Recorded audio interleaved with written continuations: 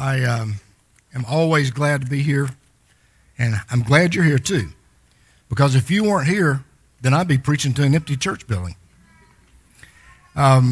We do have a lot of people that are traveling, a lot of people that are gone this weekend. It's a long weekend, and we expect that. But we're glad you're here. And we're particularly glad to see Brian Trejo. He's been gone and training for work. And Brian and Kelly are moving. If you can believe it, they're moving. Just temporarily, though, right? Right? They're going to be in Northern California. And they're leaving around the 24th or 5th or 6th of July. Is that right? So I wanted to be able to say goodbye to them properly, and we're going to miss them. And Jose is back from Honduras. He stayed a week longer than the rest of our team stayed. He was down there when we got there, and so he's full of tales and of mission work and so forth. But I talked to him the other day when he got back, and you look rested. Are you rested now? That's after a couple of nights at home, spending the night in his own bed. But we're glad you're here too. Yesterday was Independence Day, wasn't it? July 4th. We don't always call it Independence Day. We always call it July 4th. But it represents an independence for our country. We've been seeing some signs, some of our freedoms that are going away, and a lot of us are distressed by that. But we need to remember, I think, why we have Independence Day, why we have July 4th, why it's a special day to us. And I hope it is a special day. More than just fireworks. There were lots of fireworks yesterday and the day before. And from my vantage point on my house, if you get on the roof, and we did get on the roof, you can see the horizon, the western horizon of Lakeland and really all the way over to the East Coast.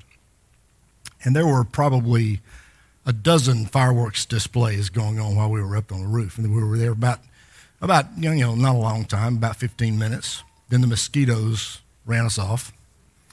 But why are we shooting fireworks? Why is Independence Day such a big deal? I don't know what you did yesterday. We cooked some hamburgers out, and a lot of you did that. A lot of you had celebrations of different kinds, most of them with families. Others of you went to parades and other town gatherings and other things like that. My wife's family in Alabama has a tradition. And we've gone up there some, but it's inconvenient for us to go all the time on July 4th. But they have a parade.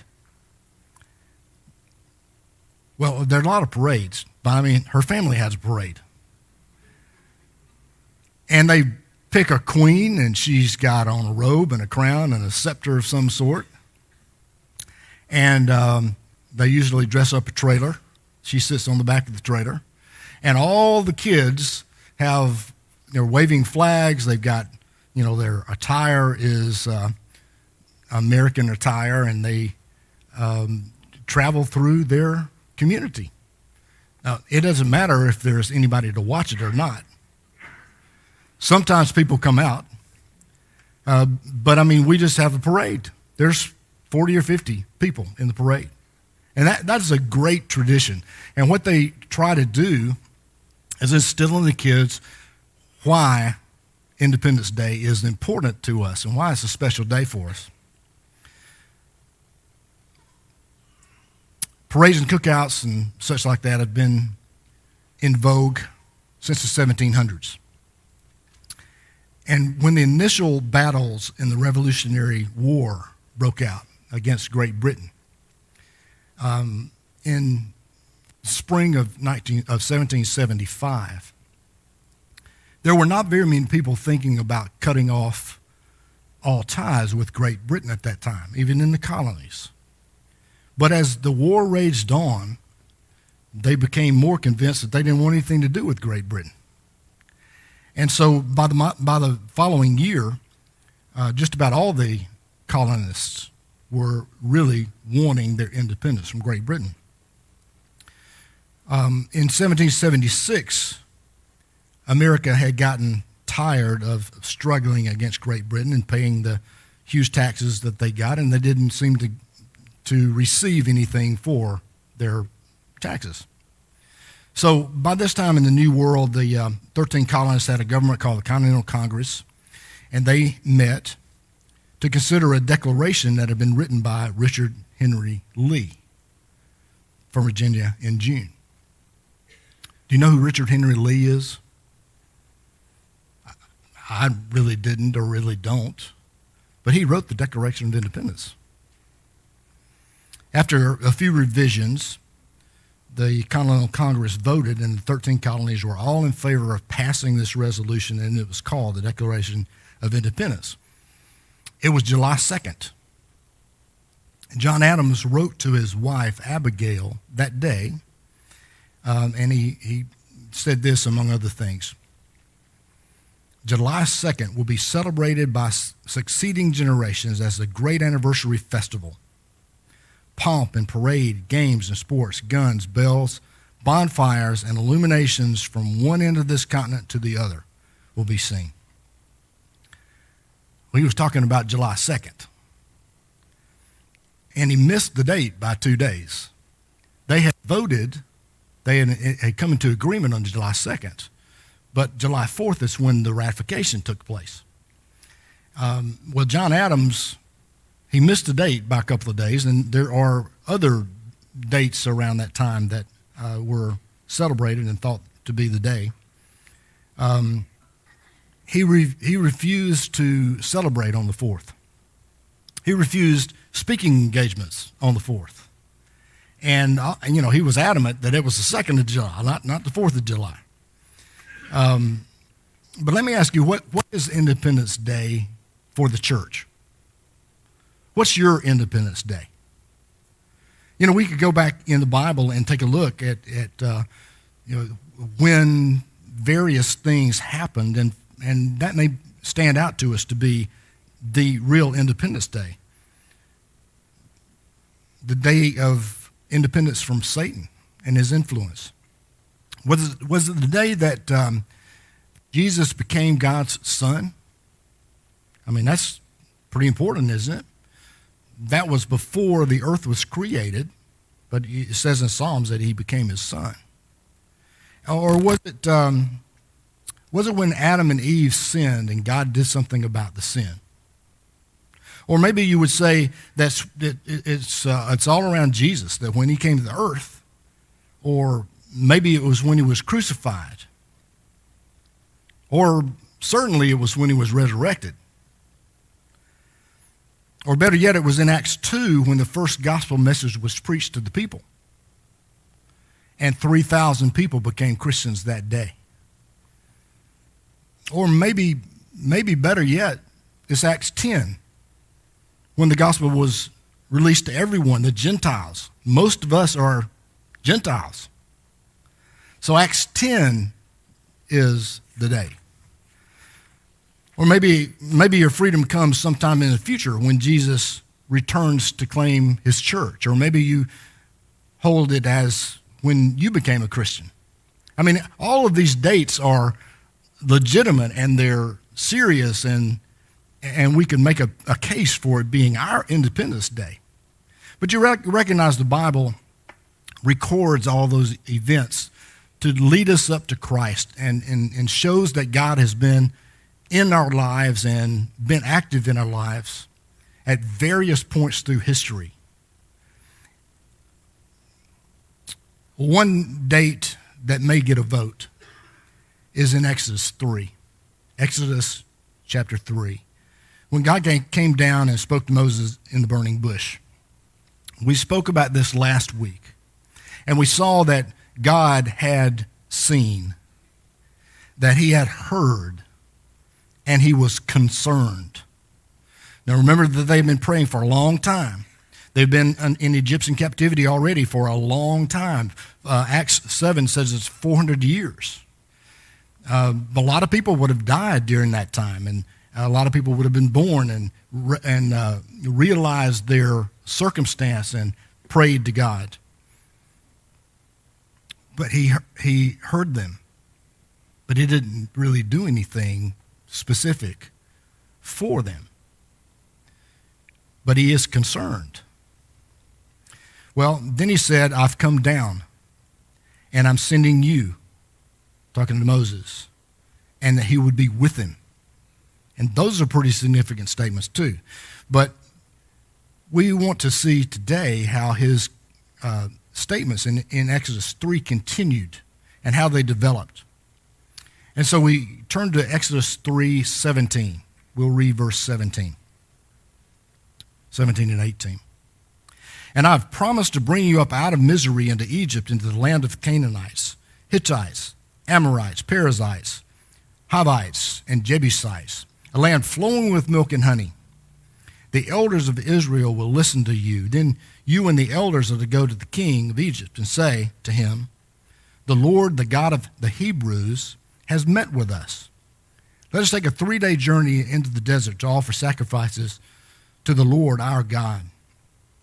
So in this statement that he makes to Moses, he is talking about, I have promised. He says, I have promised. And so automatically they would start thinking of the promises God has already made and the promises that he is making to Moses. He promised that they would get out of Egypt. That seems insurmountable.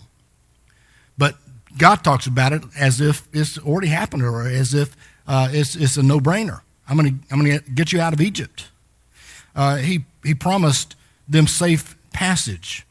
Now, from where they were in Egypt to the land of Canaan is about 3 weeks worth of travel, and that's not consistent travel. That's time for resting and other things, and so it took them less than a month to get there. They didn't go in. They refused to go in when they saw the place and saw how good it was and saw the people that lived there and saw the fruit was giant fruit. Remember the 10 spies that said there's no way. And so he sent them back out in the wilderness, but it really was just about a 3-week trip. He promised to defeat all those enemies that they saw. He promised that the land was beyond any land that they could ever inhabit on the earth. It was the best of the best. Now, for the Jews, that was a big deal. You recognize that the promise that God made to the Jews all had to do with the land. They walked across the wilderness to get there, but when they got there, it was a land flowing with milk and honey. Everything was great. Well, we remember that in Corinthians it says that all the promises are yes in Christ. All the promises are yes in Christ. Well, what that means is that Christ won't fulfill all the promises, but all the promises lead up to Jesus Christ. And he's continued to make promises, hasn't he? And God fulfills his promises. That's the bottom line. God will fulfill his promises. But let's go ahead and read verse 19. But I know that the king of Egypt will not let you go unless a mighty hand compels him. So I will stretch out my hand and strike the Egyptians with all the wonders that I will perform among them. After that, he will let you go. So he tips Moses off to the 10 plagues. And you should really read the 10 plagues, how they happened, and the transition of time. I concluded that it's months, probably. It's not 10 plagues in a week.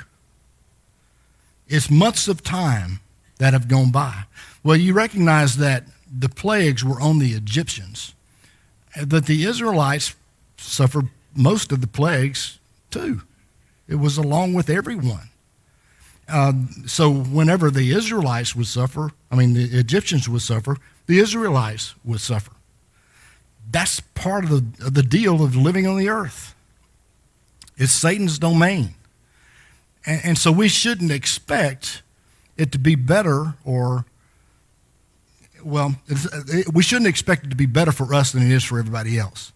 Where the advantage of being a Christian is it will become better, because Romans 8:28 is still in the Bible. All things are not good that happens to you and me. All things don't happen for a purpose. All things don't happen for a reason. That's not biblical. All things happen for good to those that love God and are called according to his purpose. All things can work together for your good. That's a promise of God, and that's a promise he does keep and will keep. Whether it's right now or not, I don't know. But later on, you can see a blessing. He has promised he will perform. That's what we're talking about now. He will perform. He will cause things to occur. And, I can see that in my life, and I can see it in other people's lives, that God has caused certain things to happen and certain things to occur that are a blessing from God. And so, even if we are praying and the circumstance doesn't change, that God has promised something better for us in the future. And so we can hold on to his promises, and we can hold on to the fact that God will perform.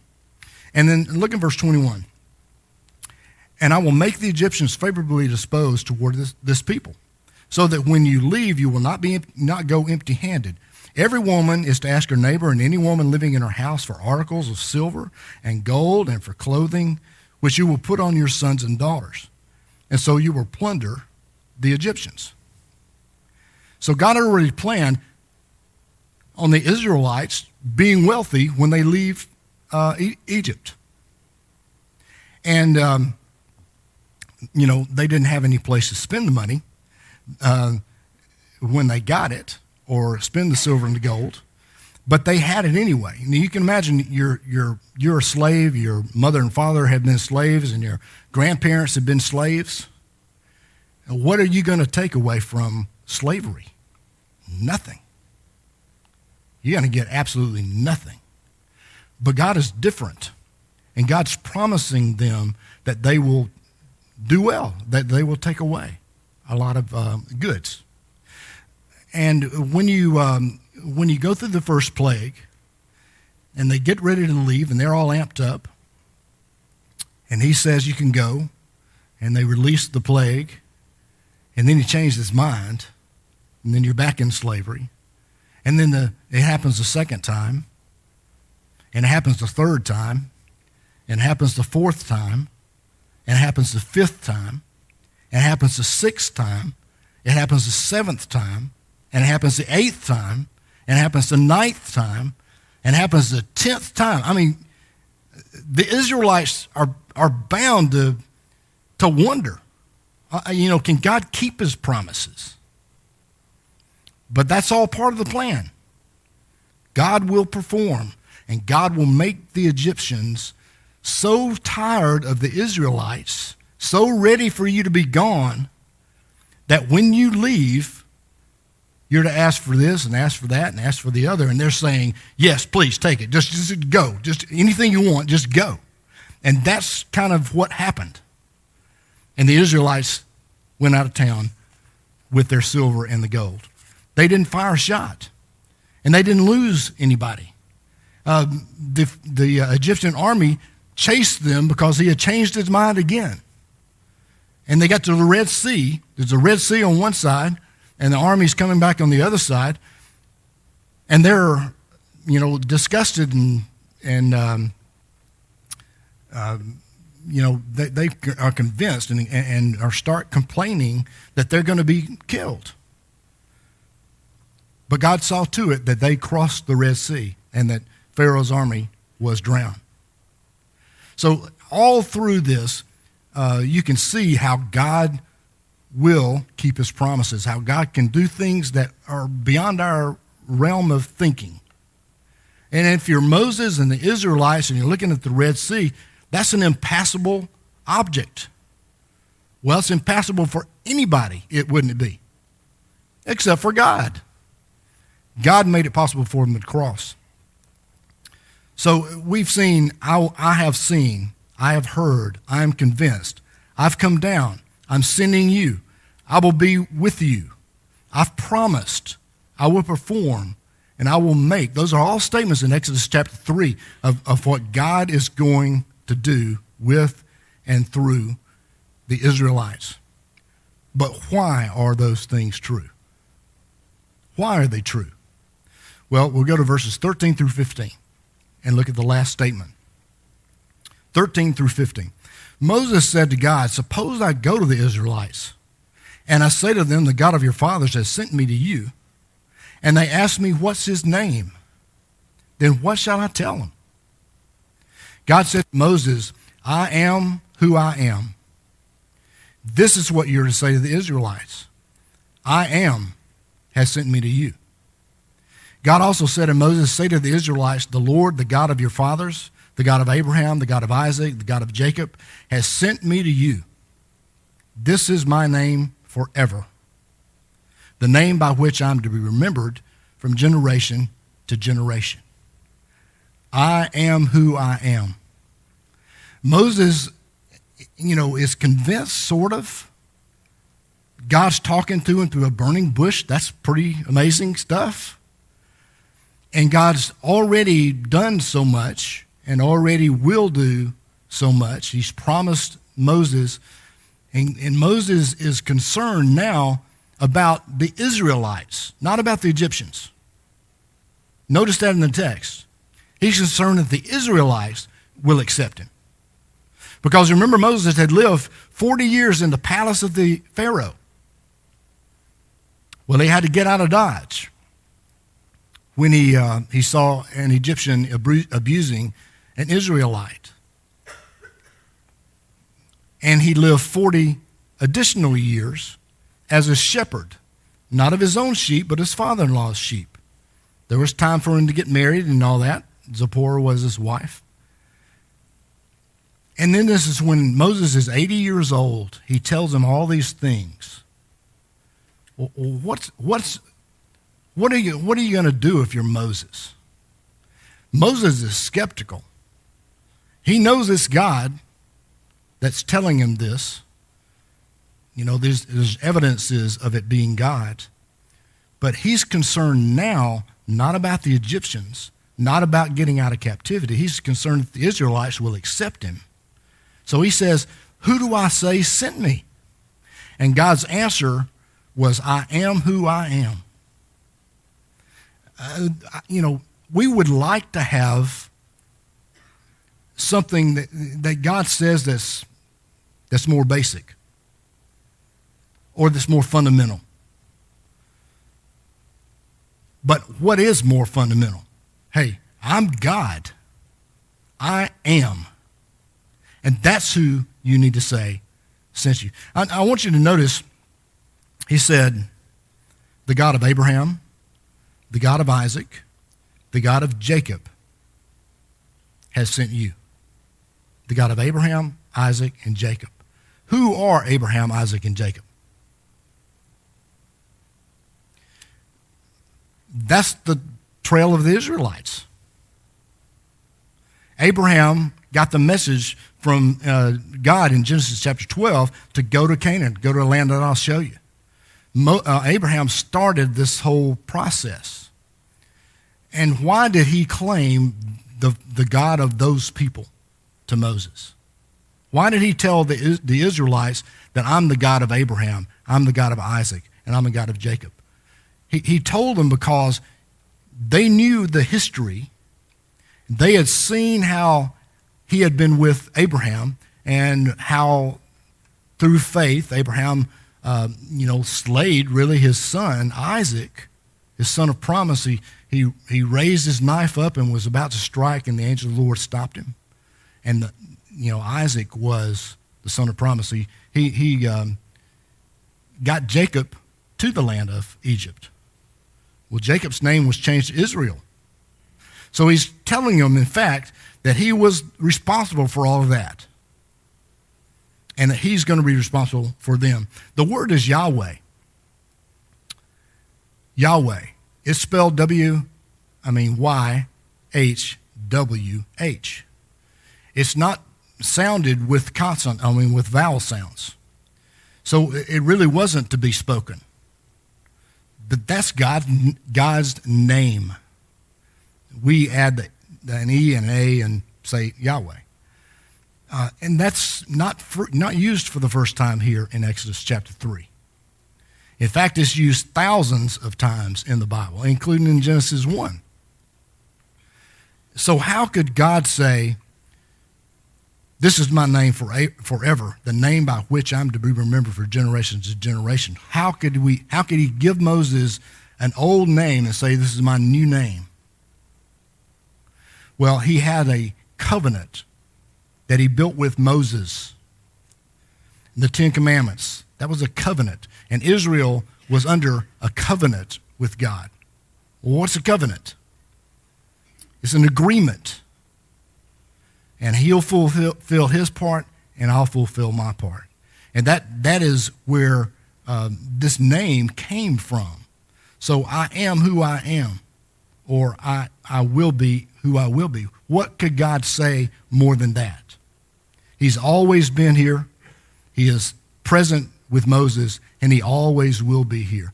The Egyptians had, thousands of gods, I suppose. They had God of this and a God of that and a God of the other.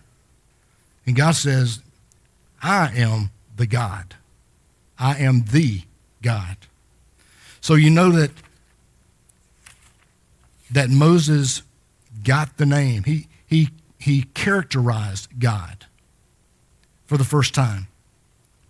He revealed God's covenant for the first time. And everything, life and reality and relationship, comes from God. And we have the same promises that they had, plus.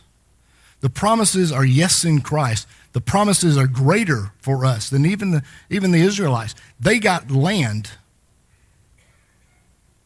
but we get heaven. They got a relationship with God that was through somebody else, through the priests. But we get Christ as a mediator. We can go to God individually. So, God is God. But he's built for us a system or a covenant that outweighs everything in the old covenant. He has a new covenant with us. And for those of you who are in his covenant, you recognize what God has and what God will provide for us. If you're not in the covenant with God, with Jesus or with God, why not today? Why not make Jesus your Lord today? I am, God says. Jesus said that too in John. So Jesus now is the revelation of God. He came to the earth. He lived. He died. He was resurrected so that we might live. So won't you come as we stand and sing?